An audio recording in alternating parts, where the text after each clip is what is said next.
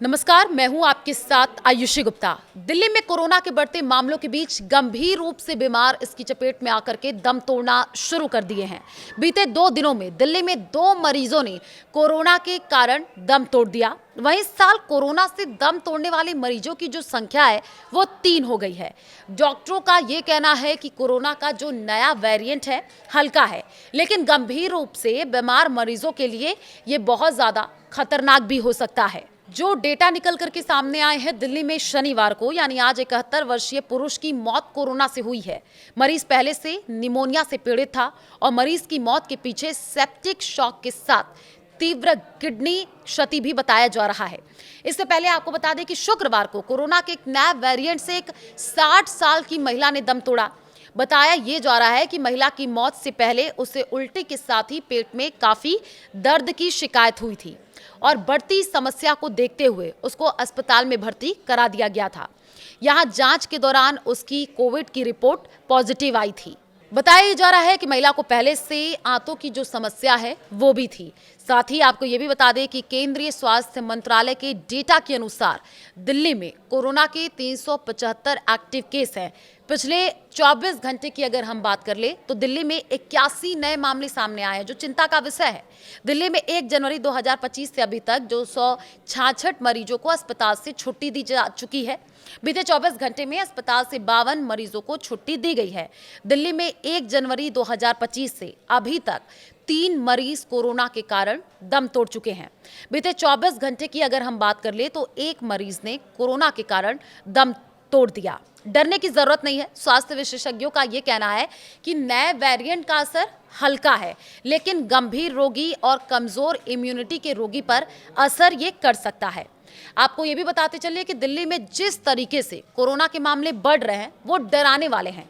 हालांकि एक्सपर्ट का ये कहना है कि डरने की जरूरत नहीं है, चिंता करने की कोई भी जरूरत नहीं है, ये खुद सीएम रेखा गुप्ता ने कहा है।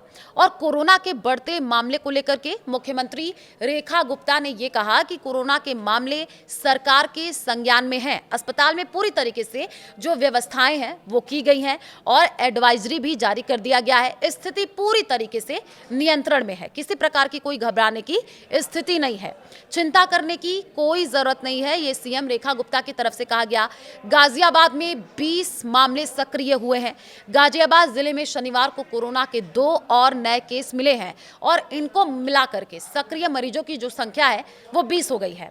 संक्रमित मरीजों में से 17 का इलाज घर पर चल रहा है और 3 मरीजों का इलाज निजी अस्पतालों में फिलहाल चल रहा है, ये जानकारी मिल रही है। साथ ही आपको ये भी बताएं कि जिला सर्विलांस जो अधिकारी हैं डॉक्टर RK गुप्ता, उन्होंने ये बताया कि राजेंद्र नगर निवासी 46 वर्षीय महिला को सर्दी बुखार होने पर जांच कराई गई, जिसकी रिपोर्ट पॉजिटिव आई और महिला का निजी अस्पताल में इलाज चल रहा है।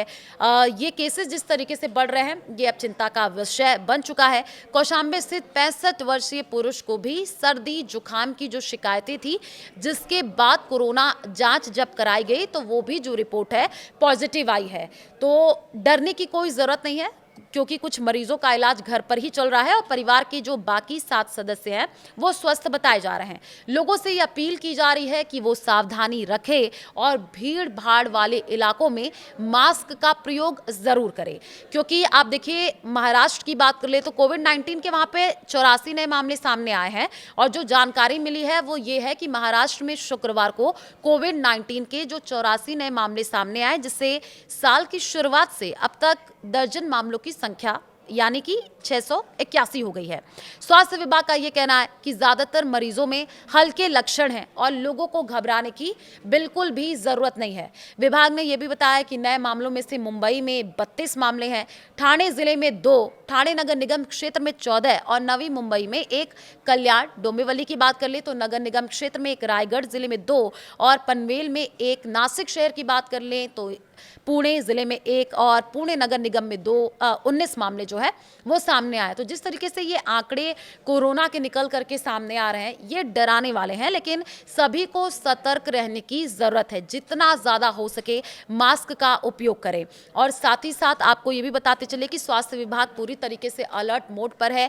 लोगों से यही अपील की जा रही है कि भीड़-भाड़ वाले जगह पर जाने से बचें और अगर आपको लगता है कि किसी तरीके की दिक्कत हो रही है तो तुरंत आप निजी अस्पताल या आसपास जो अस्पताल है वहां जाकर के आप चेकअप करा सकते हैं, क्योंकि जिस तरीके से आंकड़े निकल करके सामने आ रहे हैं ये चिंता का विषय बना हुआ है। स्वास्थ्य विभाग पूरी तरीके से निगरानी कर रहा है।